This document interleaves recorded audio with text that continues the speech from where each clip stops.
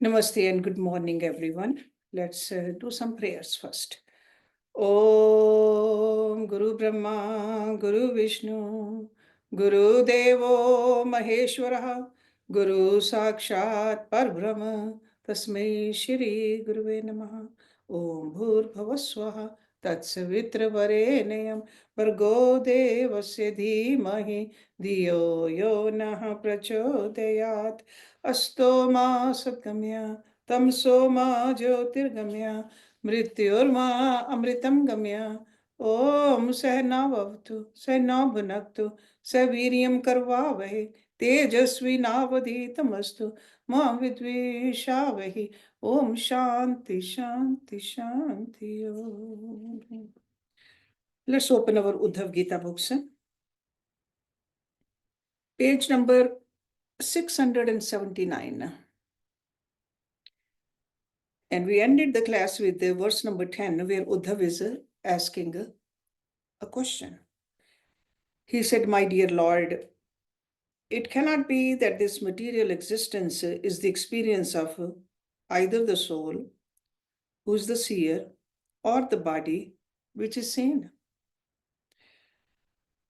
On the one hand, the spirit soul is innately endowed with perfect knowledge, and on the other hand, the material body is not a conscious entity. To whom then does this experience of material existence pertain?" So that's where we ended our last week's class. Now let's look at continuation of his question in verse number 11. He says, Atmanyo Gunha Shuddha Swayam Jyoti Sanavrit Agniva Daru Vad Ajit Deha Kasyehe Samsriti. The spirit soul is transcendental, eternal, pure, self-illuminating, and unaffected by material conditions. It is like fire, whereas the material body is dead matter, like firewood. So in this world, who is it that actually experiences material existence? The spirit soul is imperishable, transcendental, pure, self-illuminating, full of knowledge, and unaffected by material conditions, being the superior energy of the Supreme Lord. In this verse, the example of wood and fire is given. Fire is self-illuminating and wood is illuminating only when it is associated with fire. The material body is dead matter, like wood, and the spirit soul is self-illuminating, like fire. Fire exists independently of wood, and wood cannot itself illuminate. The soul exists beyond matter, and matter itself is devoid of consciousness. So, who or what actually experiences the happiness and distress of material existence? Okay, I'm sure you have been thinking about this too since last week, because that's where we ended our class with the Uddhav's very deep question. Now, from verse 12, Lord Krishna is answering this question. So, verse number 12. Yavad dehi indriye praner atmanaha sanikarsanam sansaraha falvans tavad apartho api vivekinaha. The Supreme Personality of Godhead said, as long as the ignorant spirit soul maintains his relationship with the material body, senses, and life here, his illusory material existence will continue to flourish, although it is actually meaningless. The ignorance is the cause of the living entity's bondage to material existence. So that's what avidya is, ignorance. This is being explained in this and the following verses. One's material existence continues to flourish as long as the soul maintains its relationship with its temporary material products. How does a living entity establish a relationship with the temporary material body? It is simply due to ignorance. Rishi Patanjali said the same thing in Yoga Sutras. This root cause of all of this is avidya, the ignorance. As long as the spirit soul remains attracted to his material body, senses, and life here, the material body appears to be a very fruitful place, even though it is actually insignificant. The cultivation of knowledge that is based upon ignorance is not factual, because such knowledge is based on the bodily concept of life. It is faulty and therefore useless. अर्थे हि अविद्यामाने अपि संसृति न निर्वर्तते ध्यायतो विषयान् अस्य स्वप्ने न अर्थगमो यथा. The living entity is transcendental to material existence. But because of his mentality of lording it over material nature, his material existence continues, so that just as in a dream, he is affected by all sorts of inconveniences. If the material body is an illusory manifestation of the external energy of the Lord, then how did the pure spirit soul become attracted to it? Even though the objects of this material world are not factual, they continue to affect the conditioned souls. Such a condition is just like a dream, wherein the dreaming person sees many things that actually have no real existence, and yet, because of them, he suffers. When one becomes frightened by seeing a snake or tiger in a dream, such a feeling is certainly based on illusion. As a sleeping person accepts the object seen in dreams as reality, so until one attains the stage of self-realization, his propensity for material enjoyment will continue. Verse number 14. Yatha hi apratibuddhasya prasvapo bahav anarthvrit sa ev pratibuddhasya na vay mohaye kalpate. While dreaming, a person may experience many undesirable things, but upon awakening, he is no longer troubled by such dreams, even though he may remember them. A dream produces varieties of undesirable circumstances. But after awakening, one ceases to be troubled by them because of understanding the dream's illusory nature. A dreaming person takes his experiences to be factual, although they are illusory. After waking up, however, one is no longer affected by whatever he might have experienced in his dreams. In the same way, a self-realized soul can understand that this visible world is illusory and therefore insignificant. When one understands the nature of reality, the temporary and illusory experiences of material existence seem insubstantial. Verse number 15. शोक हर्ष भय क्रोध लोभ मोह सप्रिय आद्या अहंकारस्य दृश्यन्ते जन्म मृत्युरः च न आत्मनः. This is verse number 15. Lamentation, jubilation, fear, anger, greed, delusion, and hankering, and so on, are experiences of the false ego and not of the pure soul. Feelings such as lamentation and fear are not experiences of the soul.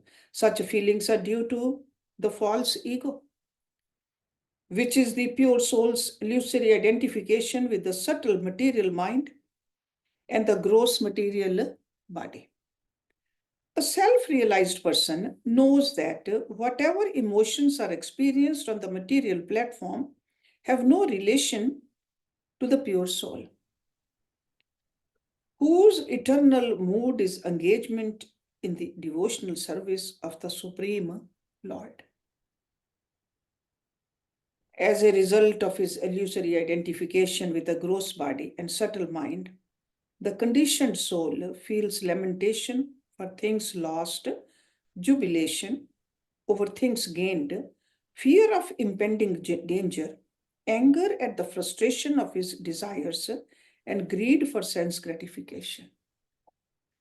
Being bewildered by such false attractions and aversions, the conditioned soul must accept further material bodies, thus forcing him to undergo repeated births and deaths. However, a self-realized soul considers all such experiences as illusory. Verse number 16. Dehi indrihe pran mano vimano jivo antar atmaha gunkaram murti सूत्रम महान प्रीति उरुदेव गीत संसार आधावीत काल tantra. The conditioned soul is awarded a form according to his situation under the modes of nature and his work. And due to ignorance, he identifies with his body and mind. In this way, he receives material designations under the strict control of supreme time and is thus forced to travel within this material world. One might question, if lamentation, hankering, happiness, and distress, and so on are the nature of the false ego and not of the spirit soul, why does the spirit soul accept such a nature and suffer? Why would anyone accept another's nature and bring about his own suffering? In this verse, the answer is given. The living entity never acts independently. The conditioned souls have been enticed by the false ego to become enjoyers of this material world. After accepting the false ego, the living entity runs after material sense gratifications, being influenced by the three modes of material nature under the control of time, which represents the Supreme Lord. It is for this reason that the living entity suffers by false identification and thus accepts material bodies repeatedly in the cycle of birth and death. There are two classes of living entities, those that are eternally conditioned and those that are eternally liberated. The eternally liberated associates of the Lord reside in his supreme abode, Vaikuntha, which is a manifestation of the spiritual potency. There, the liberated souls are eternally engaged in the blissful service of the Supreme Lord, being situated in their original transcendental forms. Being part and parcel of Krishna, they naturally remain as if members of his family. The eternally conditioned souls wander about within this material world, which is under the control of time, posing themselves as sense enjoyers. They accept the material body and mind so that they can interact with the objects of the senses, and all these are transformations of the Mahat Tattva. Verse number 17. Kartush jasarthe.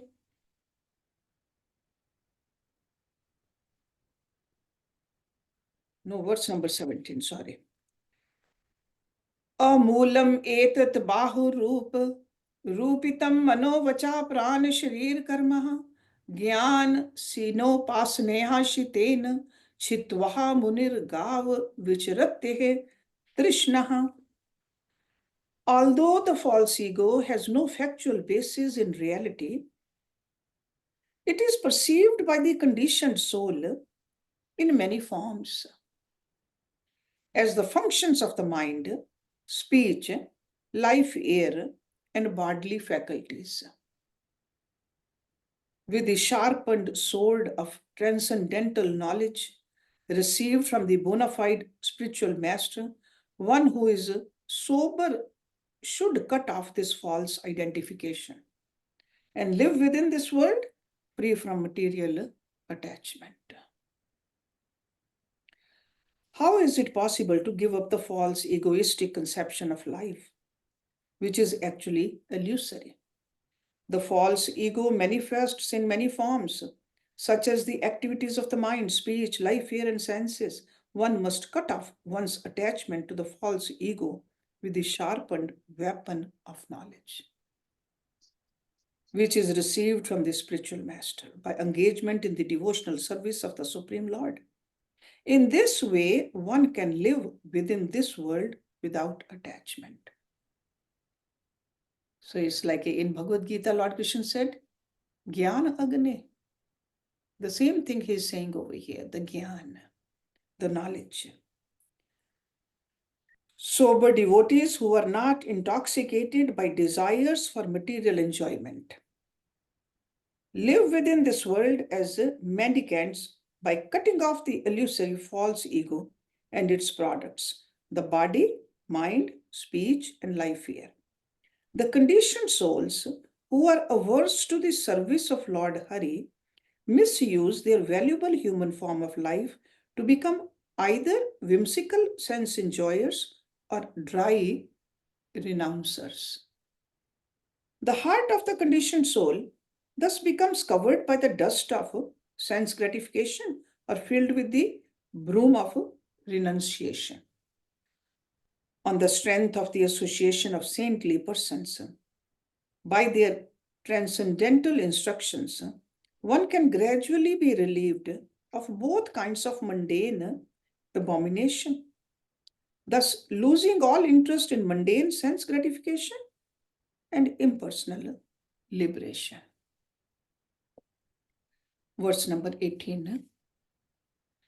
Jnanam viveko nigmas tapas cha pratyaksham eti ahim athanum nama आदि अंत्योर अस्य हे यद एव केवलम कालश्च हेतुश्च तद एव madhye. Real spiritual knowledge is based on the discrimination between spirit and matter, Prakriti and Purush. And it is cultivated by scriptural evidence, austerity, direct perception, and logical inference. The Supreme Lord exists alone before the material creation and after its annihilation. So before the creation it was there, and after the pralaya it will still be there. He is the cause of all causes, and it is he who assumes the form of time. So he is the all also. Even in the middle period of universal maintenance, the Supreme Lord alone is the only reality, which we call absolute reality. Actual knowledge refers to that which is gained by the power of discrimination between matter and spirit. The means for cultivating this knowledge are hearing from the Vedas, one's own realizations, the instructions of the great sages of the past, and logical inference. Such knowledge culminates in the realization of the Supreme Brahma, who alone existed before the creation of the universe, who will alone exist after the destruction of the universe, and who is the actual reality during the interim period of universal maintenance. Direct perception, logical deduction, historical evidence, austerity, speech, wisdom, and time are all situated in the absolute truth, who alone exists before the creation, after the annihilation, and during the interim period of maintenance. Knowledge of the Supreme Lord includes knowledge of Brahma and Paramatma, and thus it is perfect. Paramatma is the plenary portion of the Supreme Lord, and Brahma is his bodily effulgence. So these are the two terms we often use, Paramatma also, Brahma also. Verse number 19. Yatha hiranyam swa akritam पुरस्तात् पश्चाच च सर्वस्य हिरण्मयस्य तद एव मध्ये व्यवहार्यमानं नानापदेशैर aham asya tadvat.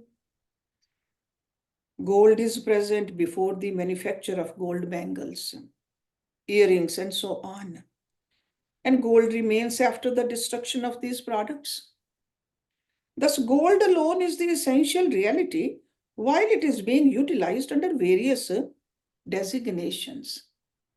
Similarly, I alone exist before the creation of this universe, after its destruction, and during its period of maintenance.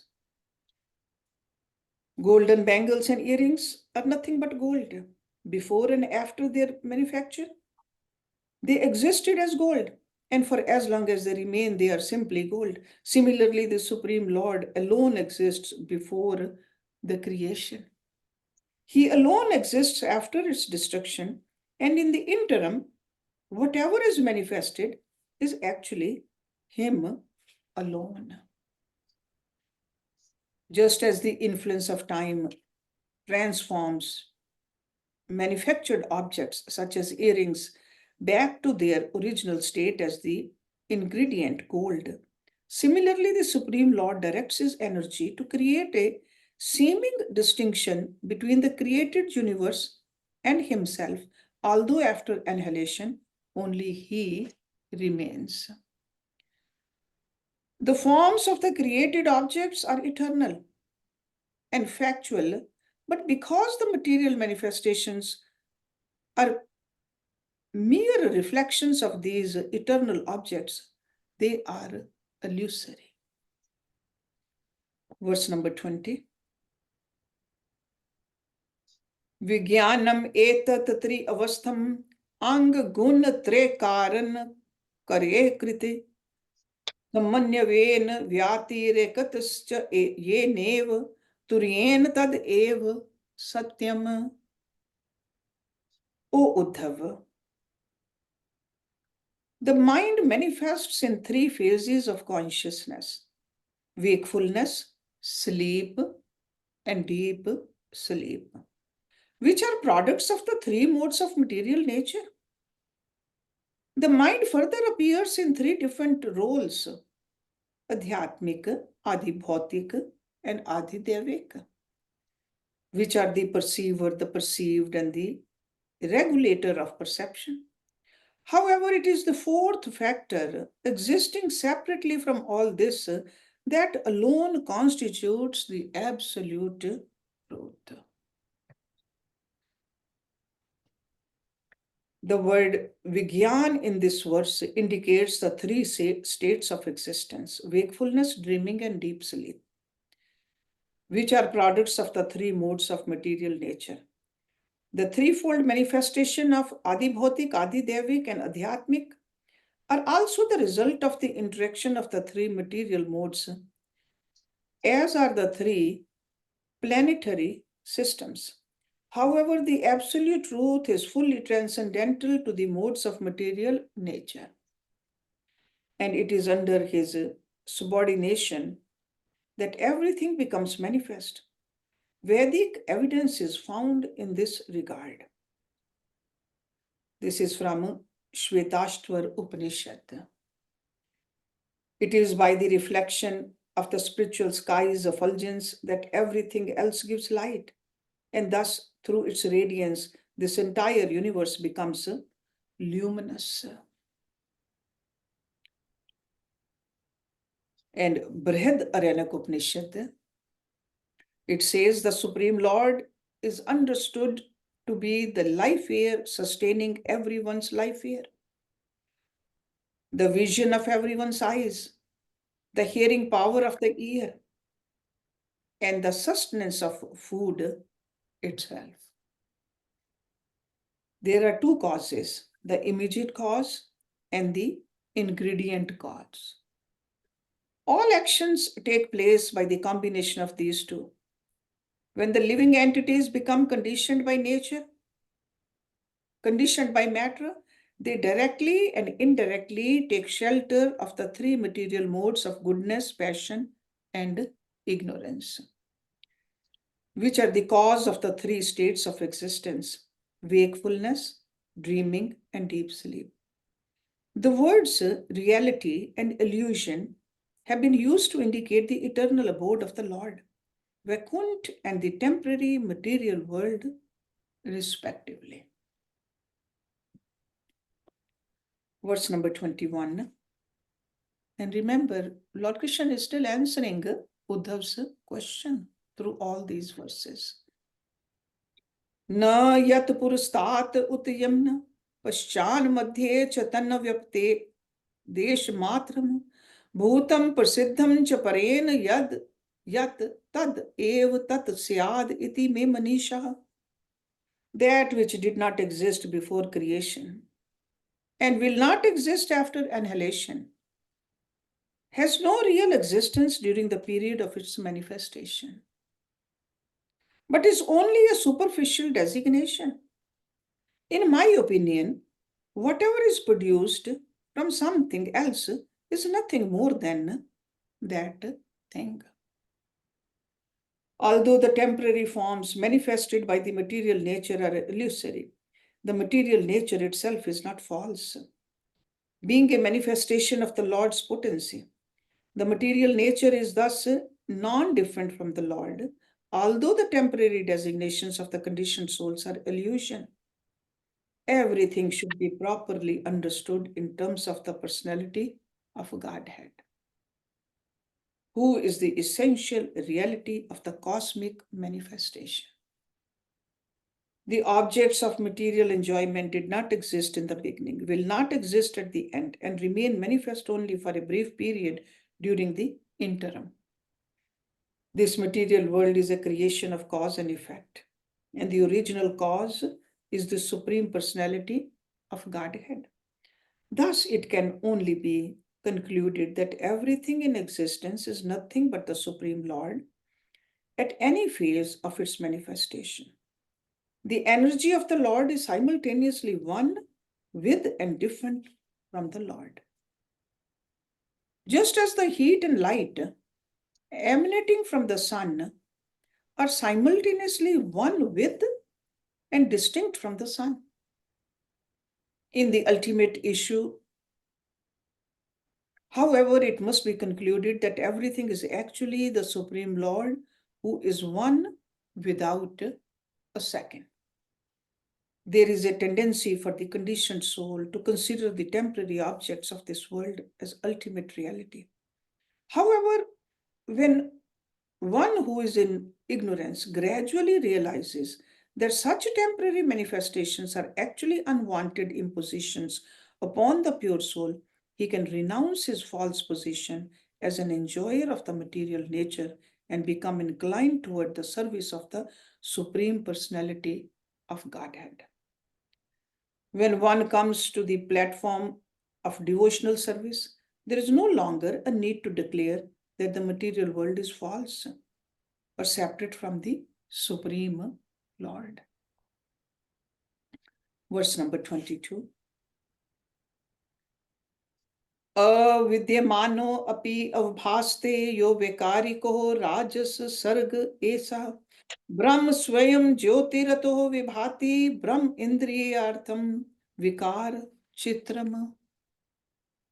Although thus not existing as an eternal reality, this cosmic manifestation, which is a transformation of the mode of passion, appears to be real because it is the self-manifested, self-luminous, absolute truth that has exhibited himself in the form of the material senses, sense objects, mind, and elements. that this material world is non-different from the Supreme Lord is being explained in this verse. All visible objects and their transformations are born from the Mahat Tattva, or the total material nature. By agitating the dormant material nature, the Lord creates through the agency of the mode of passion. So when it's completely still, there's no creation. There has to be some kind of agitation. And that's what the Rajsikta is. The Supreme Personality of Godhead is thus the cause of all causes. Indeed, it is because the senses, sense objects, mind, five material elements, and all other manifestations in this world are expansions of the energy of the Absolute Truth that they appear to be real. The Supreme Brahm is unchanging, and thus the material nature is not a transformation of his primordial personality, but rather a transformation of his energy. Simply because the external energy of the Lord manifests material variegatedness, one should not hastily conclude that the spiritual realm is without variety. Spiritual variegatedness is a fact, and the material varieties that we experience are simply reflections of the original objects.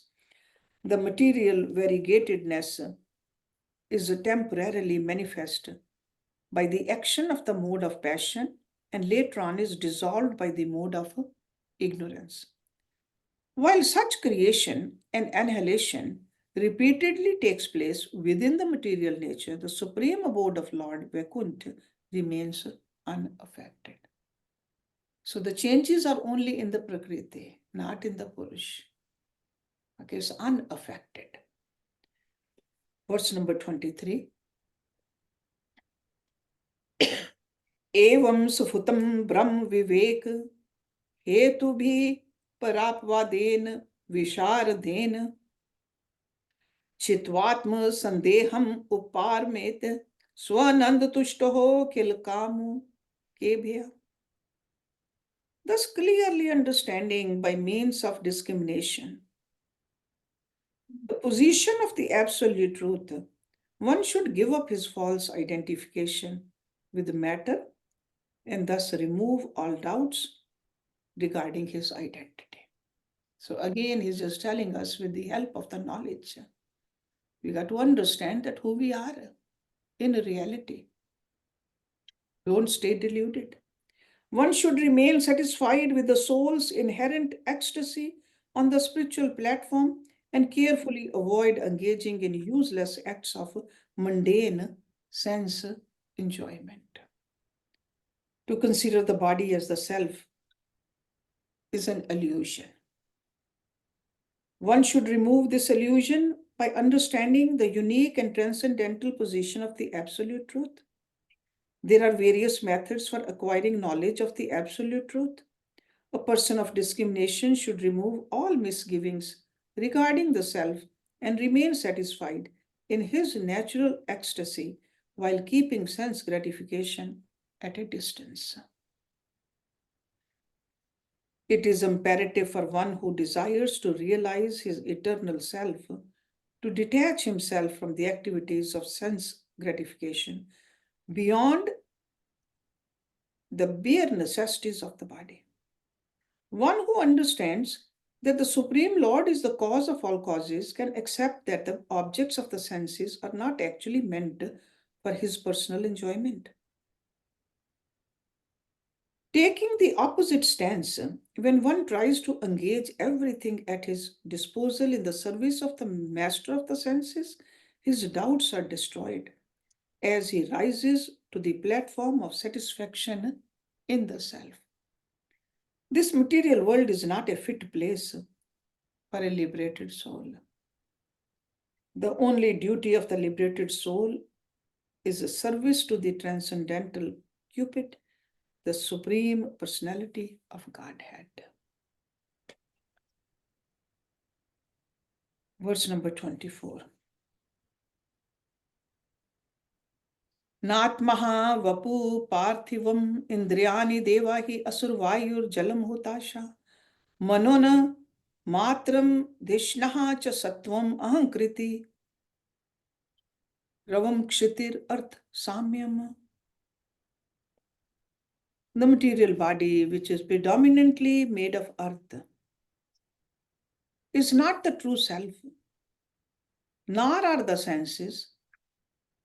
Their presiding demigods, the air of life, the external air, water, fire, or one's mind.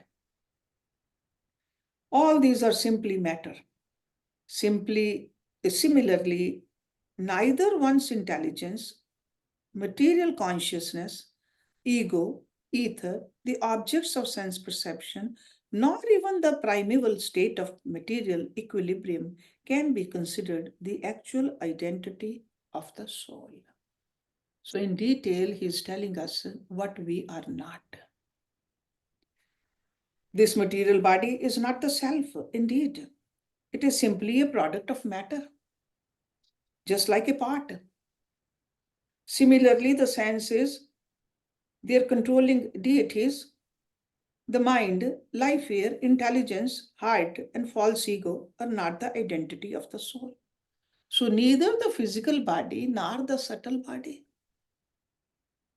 Because they depend on food grains, the five gross material elements, earth, water, fire, air, and ether, the five sense objects, sound, form, taste, smell, and touch, do not pertain to the soul because they are all products of matter. The material body, senses, demigods, life air, mind, intelligence, and false ego are all gross and subtle products of matter, and thus are distinct from the conscious self. It is only due to ignorance that one identifies the eternal spirit soul with any of these temporary manifestations of matter. Let's look at verse number 25 also. समाहिते क कर्णेर गुणात्म भी गुणो भवेन मत सुविविक्त धामनः विक्षिप्य मानेर उत किम नु दूषणम घनैर उपैतर विगतः रवै किम. For one who has properly realized my personal identity as the Supreme Personality of Godhead, what credit is there if his senses, which are products of the modes of nature, are perfectly concentrated in meditation? And what blame is incurred if his senses happen to become agitated? What does it mean to the sun when the clouds come and go in the sky? The pure devotees of the Lord are not to be criticized or praised simply on the basis of the materialist's perception of the activities of their senses. The senses of pure devotees are fully engaged in the service of the Lord, and their minds are absorbed in meditation upon Him. Such exalted devotees never deviate from their Krishna consciousness, even if their senses are sometimes agitated. When it is cloudy, so that we cannot see the sun, it is not that the sun is covered, it is our imperfect eyes that are covered. Similarly, it may appear to the vision of a materialistic person that the activities of a liberated devotee of the Lord are performed under the influence of the three modes of material nature, and thus faulty. However, the fact is that the Supreme Lord, His dedicated servants, and the process of devotional service cannot be hampered by material conditions because they are under the jurisdiction of the Lord's internal potency. He is going to further answer Uddhav's question in the rest of the chapter also, but we have to stop it here today. So we'll start with the verse number 26 next week. Om Purnamada Purnamidam Purnat Purnamudachyate Purnasya Purnamadaye Purnameva Vishishyate Om Shanti Shanti Shanti Om. Thank you very much.